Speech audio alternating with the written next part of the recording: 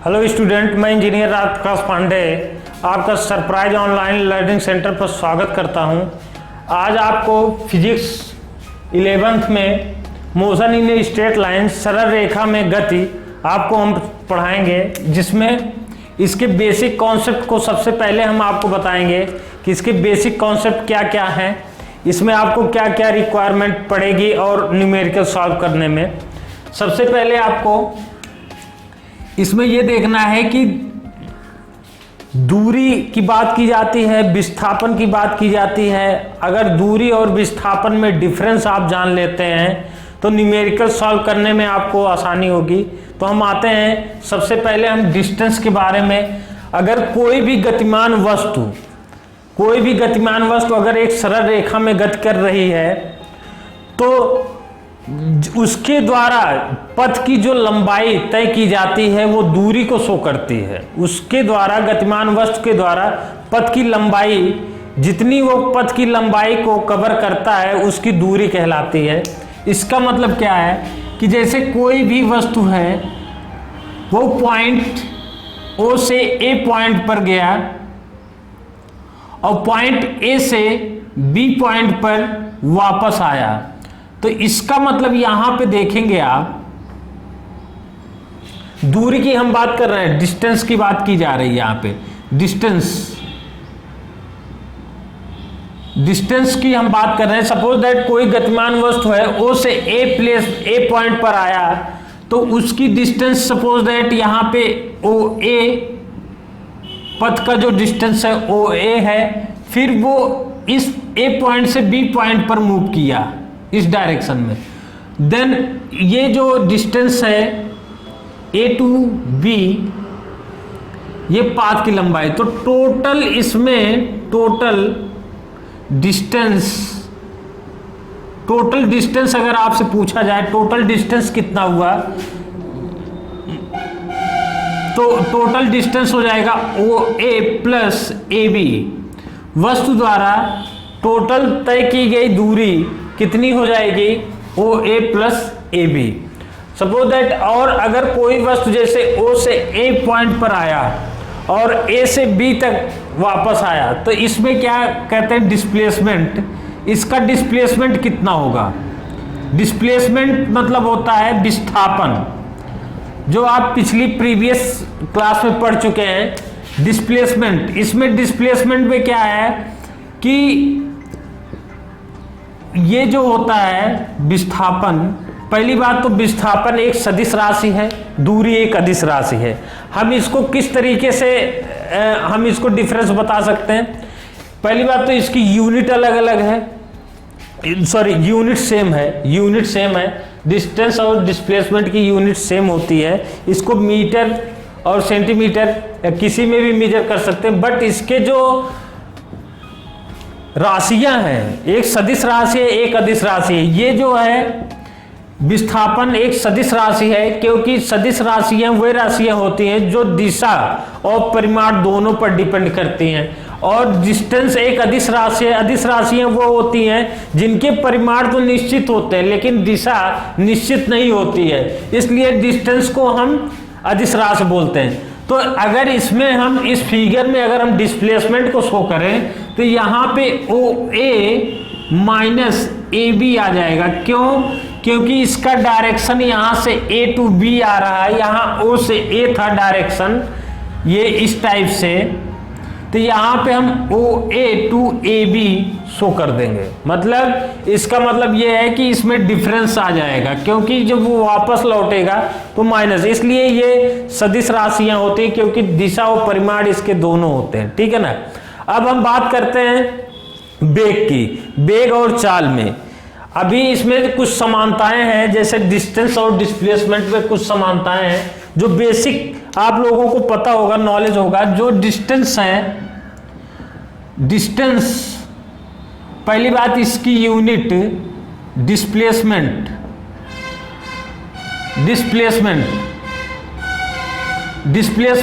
और इसकी यूनिट दोनों की सेम होती है। इसके बीमर भी इसी से शो किया जाता है। इसको मीटर, इसकी यूनिट मीटर, ठीक है ना। और इसमें क्या है कि इसकी जो यूनिट, इसका जो राशियां होती हैं, ये राशियां ये हो जाएंगी अदिश राशि, अदिश राशि, और ये है सदिश राशि। ये दो राशियां ऐसी हैं, डिस्प्लेसमेंट पूछे, जैसे ऑप्शनल क्वेश्चन बनता है डिस्टेंस और डिस्प्लेसमेंट मात्रक में भी और बीमी सूत्र में भी समानता रखते हुए ये राशियों में भिन्न होती हैं, ठीक है ना। इनकी जो है बीमी सूत्र और इनके यूनिट सेम होने के कारण भी ये राशियों में जो है अलग होती हैं। अब हम इसके अकॉर्डिंग डिस्टेंस और डिस्प्लेसमेंट के ही थ्रू हम चाल और वेग में डिफरेंस बताएंगे आपको। जैसे चाल, अगर कोई भी वस्तु, जिसको हम स्पीड बोलते हैं इंग्लिश में, स्पीड क्या होती है, अगर कोई भी वस्तु, गतिमान वस्तु एक समय अंतराल के अंदर अगर एक पथ को जो है, पथ की दूरी को, जिसको पथ की लंबाई बोलते हैं, तय कर ले, तो उसको हम क्या बोलेंगे, उन दोनों की रेशियो को हम क्या बोलेंगे, चाल। इसका मतलब पथ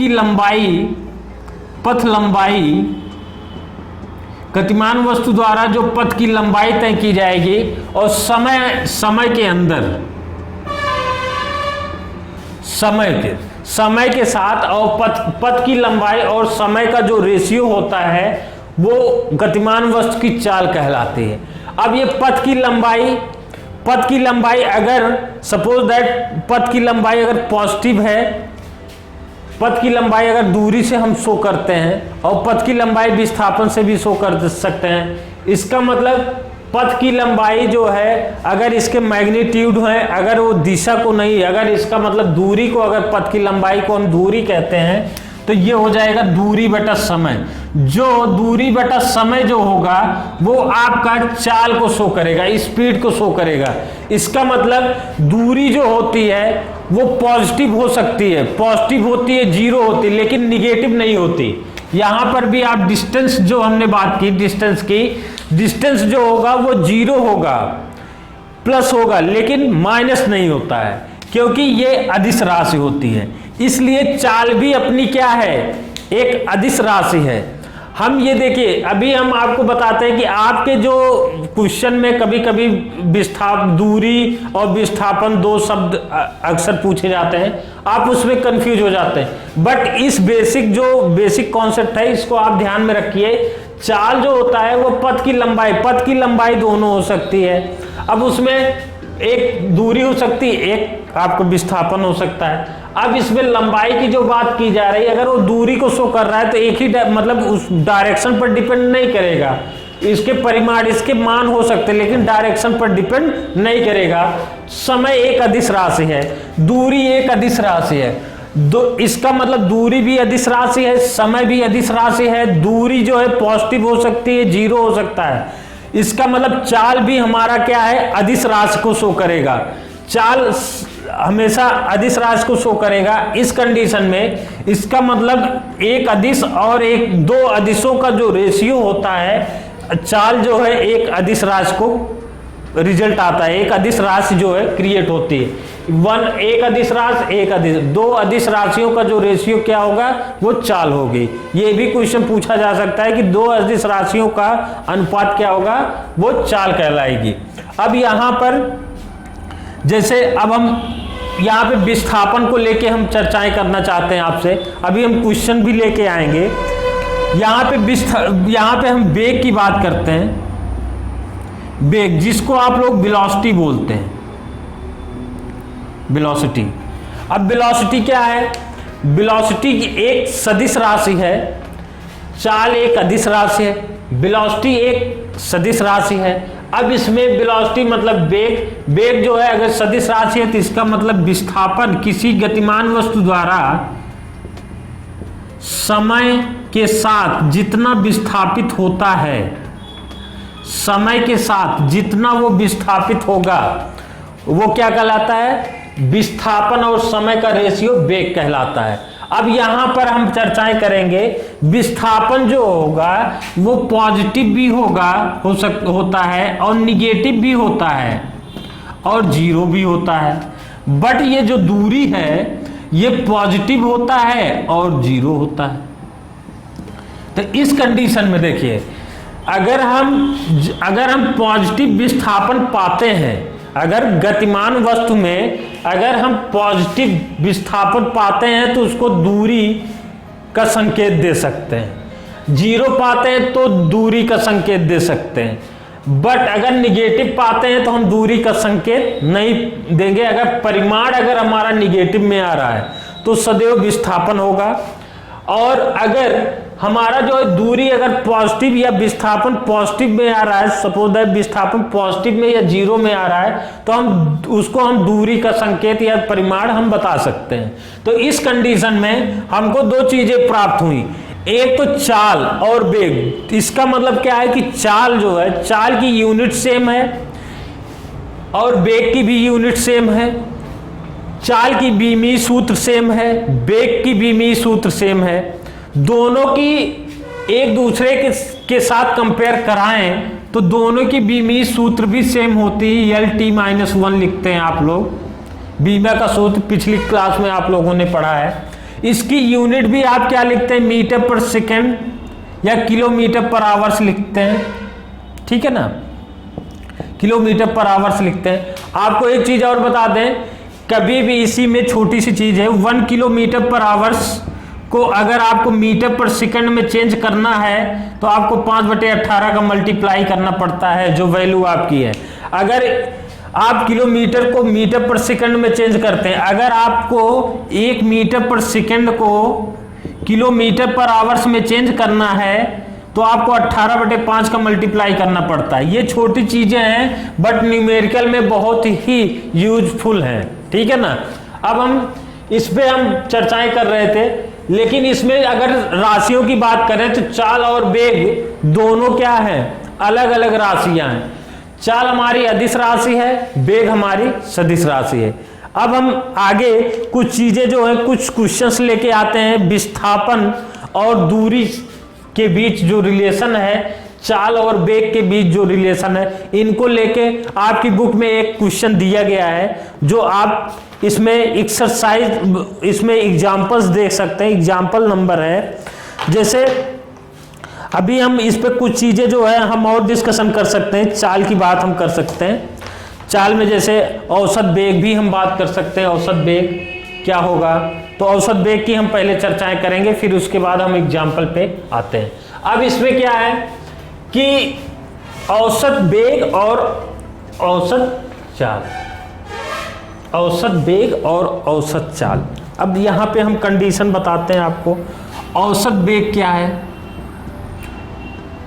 औसत वेग जिसको हम इंग्लिश में बोलते हैं एवरेज वेलोसिटी, एवरेज वेलोसिटी इसको लिख सकते हैं, वेलोसिटी। और यहां पे पहली बात तो वेग स्पीड को कहीं कहीं एस से शो करते हैं, वेग को वी से शो करते हैं। यहाँ एवरेज स्पीड को हम वी सफिक्स ए से डिनोट करेंगे। इसका मतलब क्या होता है कि कुल दूरी, मतलब कुल विस्थापन किसी गतिमान वस्तु द्वारा एक समय अंतराल में तय किया गया कुल विस्थापन, वही उसका क्या होता है, औसत वेग कहलाता है। तो इसका मतलब यह है कि कुल विस्थापन और समय अंतराल का जो रेशियो होगा वो आपका औसत वेग कहलाता है। कुल विस्थापन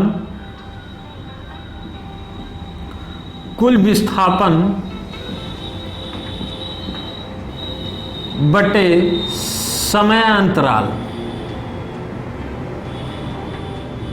अब हम इसको एप्लीकेशन के फॉर्म में हम पढ़ेंगे।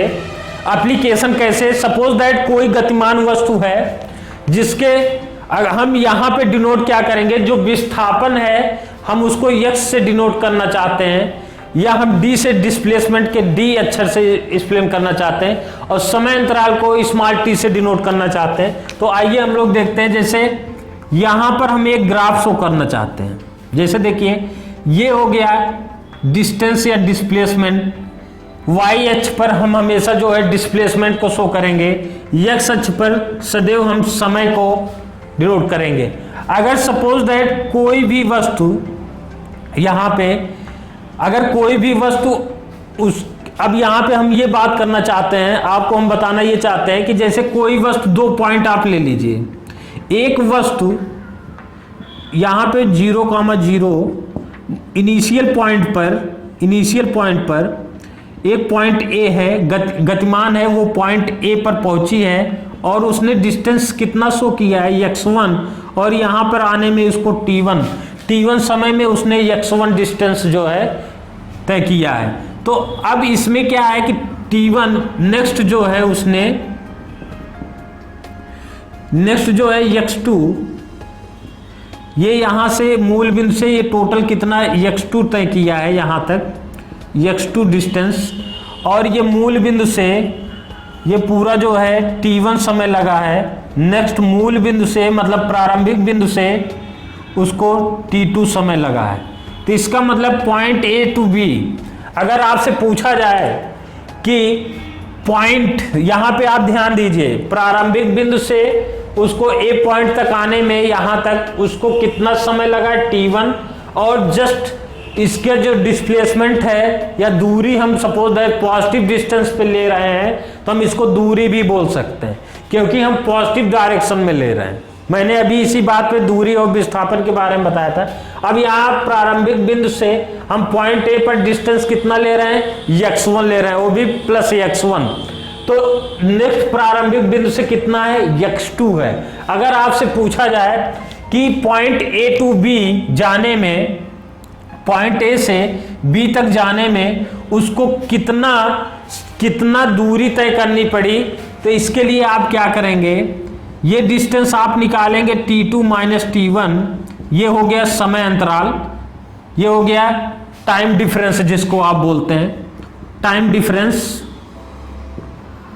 डिफरेंस ये हो गया। नेक्स्ट ये हो गया टाइम डिफरेंस के अंदर कितना वो विस्थापित हुआ, x2 minus x1, then this is the x2 minus x1।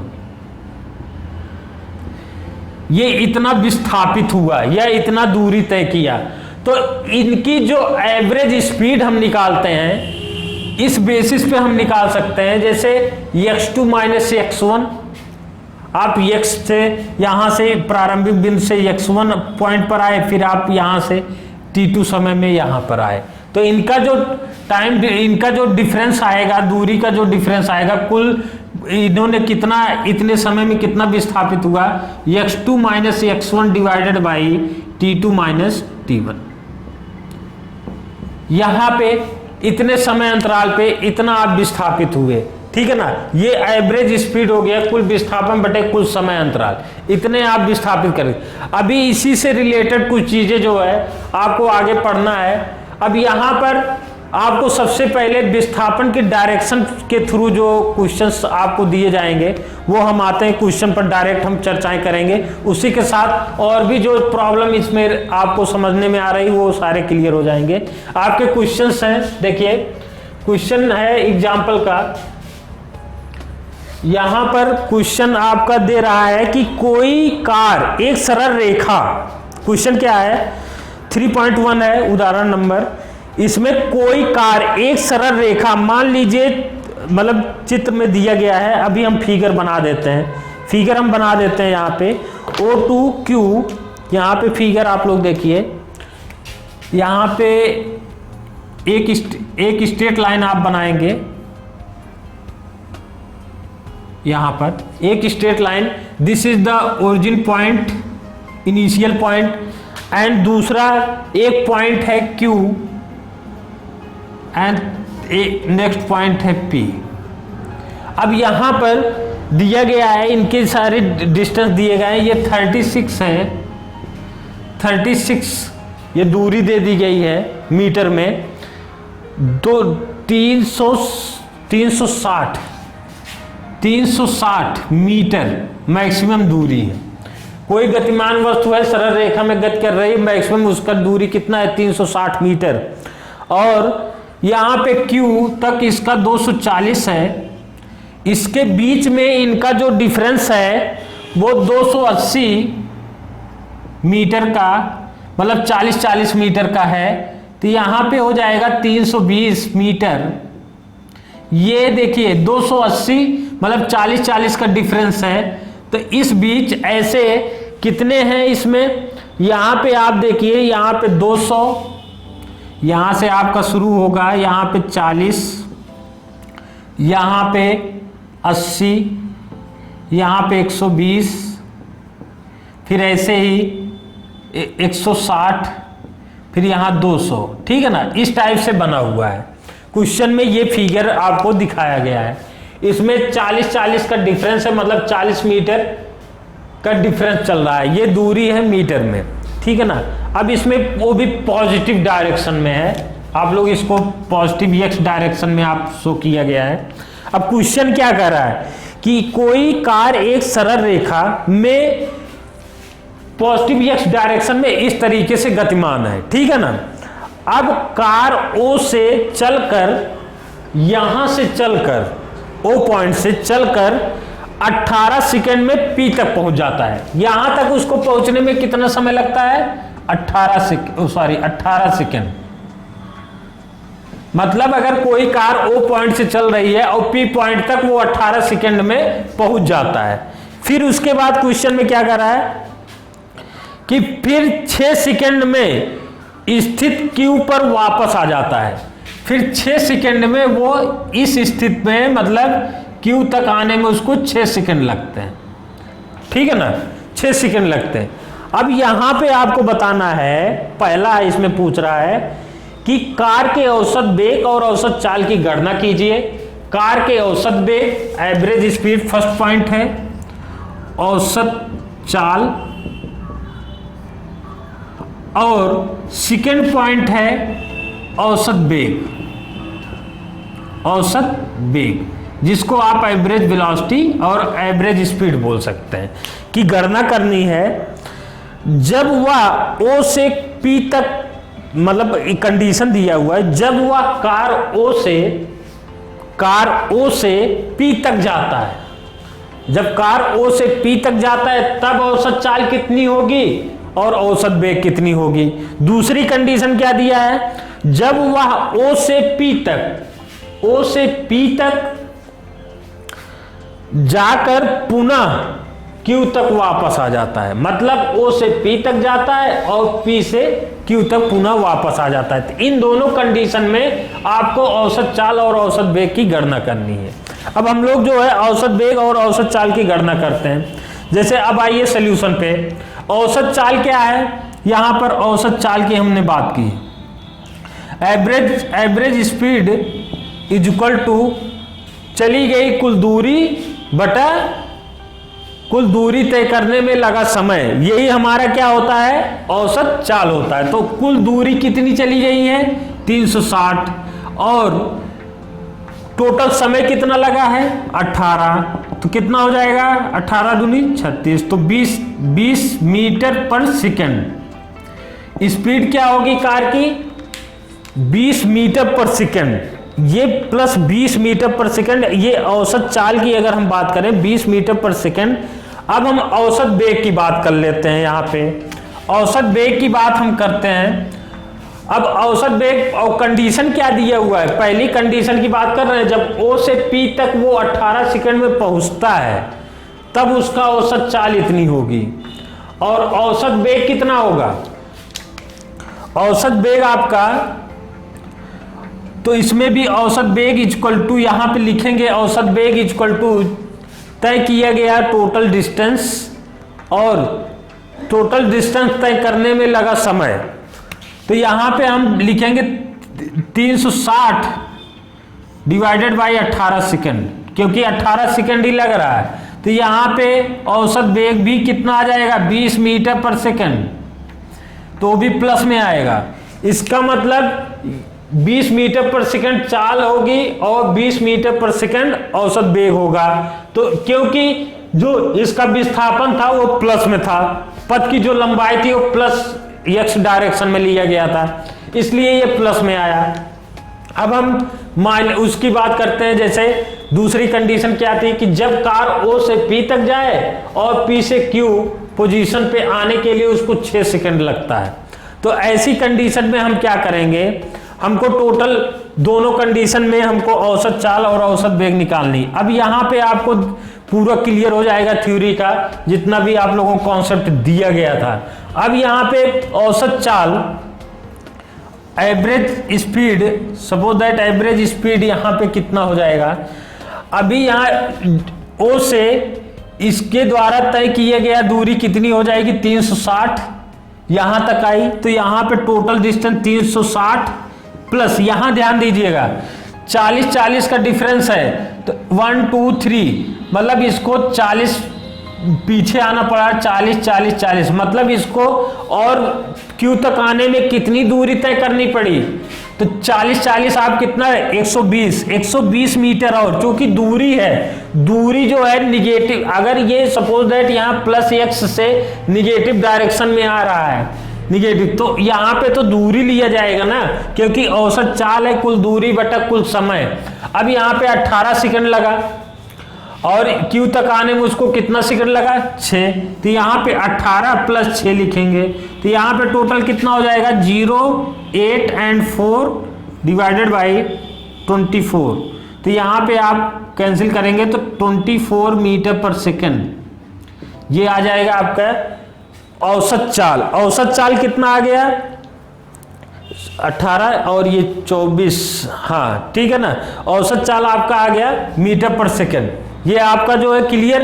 अब हम औसत वेग की बात करेंगे ना, नेक्स्ट हम किसकी बात करेंगे, औसत वेग की, इसी पोजीशन पे, कार के इसी पोजीशन पे औसत वेग की, कौन सी पोजीशन, मतलब ओ से पी तक गया, पी से क्यू तक अगर कार आता है, तो यहां पे हम लिखेंगे 360, अब ये निगेटिव डायरेक्शन में आ रहा है तो -120 लिखेंगे, क्योंकि विस्थापन है, टोटल विस्थापन, तो टोटल विस्थापन क्या होगा, ओ से पी तक उसको 360 मीटर चलना पड़ा, फिर पी से क्यू तक उसको वापस कितना आना पड़ा 120 मीटर, तो वो माइनस हो जाएगा, क्योंकि हमने बताया था विस्थापन एक सदिश राशि है जिसके परिमाण और दिशा दोनों होते हैं। अब इसको लगा टोटल कितना समय 18 प्लस 6, तो कितना हो गया, यहाँ पे देखिए आप लोग ध्यान से, ये आ गया 0 4 एंड 2 24, ये डिवाइड करेंगे तो 10 मीटर पर सेकंड, यहाँ पे 10 मीटर पर सेकंड हो जाएगा उसका औसत वेग। और औसत चाल, औसत चाल पे कोई भी अंतर नहीं आया, लेकिन औसत वेग में डिफरेंस हो गया, यहाँ पे 10 मीटर पर सेकंड आया था, और जब पहली कंडीशन में थी तो 20 मीटर पर सेकंड था, दूसरी कंडीशन में जब आया तो उसको 10 मीटर पर सेकंड से, जब वो क्यू तक वापस आया तो उसको 10 मीटर पर सेकंड से वापस आना पड़ा। ये आपके जो है कॉन्सेप्ट सारे क्लियर हो गए। इसमें आपको औसत वेग, औसत चाल और दूरी और विस्थापन के जो कॉन्सेप्ट मैंने आपको बताए उसमें सारी चीजें जो है क्लियर हो गई। कहीं कहीं पर अगर मीटर में अगर ऐसे यूनिट में इस टाइप से लिखा है तो आप लोग परेशान मत होइए, इसको आप ऐसे भी लिख सकते हैं 20 मीटर, इसको आप ऊपर ले जा सकते हैं तो यहाँ सेकेंड इनवर्स हो जाएगा, ठीक है ना। इसका मतलब यही होता है 20 मीटर पर सेकेंड। तो कहीं पे ऐसे लिखा जाए या ऐसे लिखा जाए, दोनों का मतलब एक ही होता है, ठीक है ना। नेक्स्ट अब हम बात करते हैं तात्क्षणिक वेग। एक आपके चैप्टर में है, एक पॉइंट है तात्क्षणिक वेग क्या होता है। तात्क्षणिक वेग, सबसे पहले आप ये देखिए तात्क्षणिक वेग होता क्या है। तात्क्षणिक वेग एक ऐसा वेग है, जैसे क्या होता है कि अगर कोई भी वस्तु गतिमान है तो समय के अंतराल में उन्होंने इतनी गति से इतनी मतलब दूरी तय कर ली, ये तो पता है, वेग से पता हो जाता है, लेकिन इतने समय अंतराल के अंदर इतनी दूरी तय करने में वो गतिमान वस्तु किन जो वेग में जो वेग के डिफरेंस कितने कितने उन्होंने लिया, ये जो पता करते हैं वो हम तात्क्षणिक वेग से क्रिएट करते हैं। जैसे कोई भी वस्तु है इतने समय में इतनी दूरी तय की, ये पता होता है, तो वहां से हम वेग या चाल निकाल लेते हैं। लेकिन तात्क्षणिक का मतलब ये हो गया कि उतनी दूरी तय करने के अंतराल में उस वस्तु ने जो गतिमान है वो कितने कितने वेग, भिन्न भिन्न वेगों को प्राप्त किया होगा। उन भिन्न भिन्न वेगों का जो प्राप्त करना ही तात्क्षणिक वेग कहलाता है गतिमान वस्तु का। अब जैसे क्या होता है कि आपको यहाँ पे लिखा जाता है v, v limit tend to t limits t tends to 0, यहाँ पे del x upon del t इस टाइप से लिखा जाता है। इसका मतलब हो गया कि जो हमारा ताक्षणिक वेग है वो जो समय है वो कम से कम समय ले, कम से कम समय ले। अब इसमें क्या है, इससे हम कंडीशन 2 निकाल सकते हैं। ये समय की लिमिट को शो करता है कि कितने समय में, अगर समय ज़्यादा लग रहा है, दूरी कम क्रिएट कर रही, तो वो वेग, अगर वेग है तो निगेटिव होगा क्योंकि वेग उसका कम हो गया, अंतिम वेग कम हो गया, प्रारंभिक वेग ज़्यादा है तो वेग कैसा हो जाएगा, निगेटिव हो जाएगा। अब हम इसकी चर्चाएं करते हैं किस कंडीशन में। जैसे वेग जो होता है फाइनल जैसे डिस्टेंस, आप फाइनल डिस्प्लेसमेंट, जो फाइनल डिस्प्लेसमेंट हो गया और इनिशियल डिस्प्लेसमेंट, इसमें संबंध बताता है। जैसे सपोज दैट डेल टी, अब यहां पे डेल टी का मतलब हो गया final F minus initial. Suppose that अगर कोई भी वस्तु है उसका फाइनल डिस्प्लेसमेंट अगर इनिशियल डिस्प्लेसमेंट से, फाइनल अंतिम जो विस्थापन है प्रारंभिक विस्थापन से ज़्यादा अगर है तो उस कंडीशन में ये क्या होगा, ये पॉजिटिव होगा। यहां ध्यान दीजिएगा, अगर फाइनल डिस्प्लेसमेंट, फाइनल विस्थापन इनिशियल विस्थापन से अधिक है तो इस कंडीशन में ये पॉजिटिव होगा।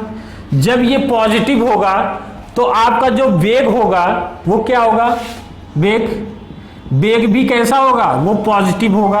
v कैसा होगा, पॉजिटिव होगा।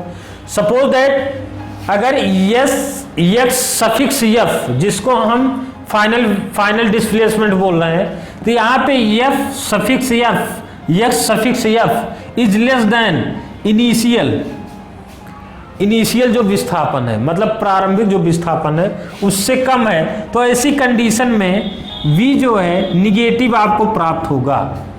इसको हमेशा याद रखिएगा, यहाँ पे वेलोसिटी निगेटिव प्राप्त होगा, जबकि चाल में ऐसी कोई कंडीशंस नहीं है। आपकी जो है केवल वेग में ऐसी कंडीशन है पॉजिटिव और निगेटिव की, ठीक है ना, वेग में। अब यहाँ पर समय जैसे जैसे बढ़ता जाएगा उसी हिसाब से विस्थापन अगर बढ़ रहा है तो ये कंडीशन आ जाती है प्लस माइनस की, वेग की प्लस होगा कि माइनस होगा। अब हम इसी कंडीशन के थ्रू हम इस पे बात कर रहे थे। इसका मतलब ये होता है कि x जो है, x की जो t की जो लिमिट है वो ऐसा लिमिट है कि मतलब t टेंड्स टू 0, वो 0 की तरफ आपको ले जाना चाहता है कि मतलब विस्थापन आपका पॉजिटिव होते हुए मतलब 0 समय में कंप्लीट हो जाए। इसका मतलब ये है कि विस्थापन मैक्सिमम मिले और समय कम लगे। तो ऐसी कंडीशन, जब समय कम लगेगा विस्थापन ज़्यादा होगा तो आपका वेग ज़्यादा होगा। जब वेग ज़्यादा होगा तो तय करने में जो दूरी तय करते हैं आप वो अधिक होगी और समय क्या होगा, वो कम लगेगा। इस कंडीशन में हम इसको सॉल्व कर सकते हैं। अब हम नेक्स्ट टॉपिक पे इसको हम ऐसे भी प्रेजेंट करते हैं, v is equal to dx upon dt। इसका मतलब डेरिवेटिव, छोटे से डिस्प्लेसमेंट को तय करने में छोटा मतलब बहुत लघु समय लग रहा है, बहुत मिनिमम समय लग रहा है आपको डिस्प्लेसमेंट चेंज करने में, ठीक है ना। तो यहाँ पे आप जो है dx अपॉन dt से, अगर कभी भी आपके क्वेश्चन में इस टाइप से दिया जाता है, x का कोई फंक्शन दे दिया गया, वो भी बोला गया t स्क्वायर प्लस at, यहाँ पे a कांस्टेंट है, तो यहाँ से आपसे बोला गया कि आपको ये बताना है कि t is equal to 2 second में वस्तु द्वारा चली गई कुल वेग कितना होगा। आपको इसमें दिया है, ये दिया है दूरी या डिस्प्लेसमेंट का समय के साथ रिलेशन दे दिया गया है या फंक्शन दे दिया गया है t के सापेक्ष में। तो आपसे बोला जाए कि t is equal to 2 second, 3 second, 4 second में गतिमान वस्तु द्वारा तय की गई दूरी कितनी होगी। तो आप इसको क्या करेंगे, इस वाले इक्वेशन को t के सापेक्ष अवकलन कर देंगे। अवकलन आप पढ़े होंगे मैथ में, अदरवाइज अगर जो नहीं पढ़े हैं जो बायोलॉजी के स्टूडेंट हैं उनको हम बताएंगे कि कैसे डिफरेंशियल निकाला जाता है। तो dx upon dt is equal to 2t plus a लिख सकते हैं। अब ये जो है ये किसको शो करेगा, वेग को शो करेगा। तो वेग जो है x t is equal to 2 second पर अगर आपको बताना है तो 2 इंटू 2 प्लस a, तो इज इक्वल टू कितना हो जाएगा 4 प्लस a। ये आपका वेलोसिटी हो जाएगी मीटर पर सेकंड, ठीक है ना, इस टाइप से। और इसको आप स्लोप भी बोलते हैं।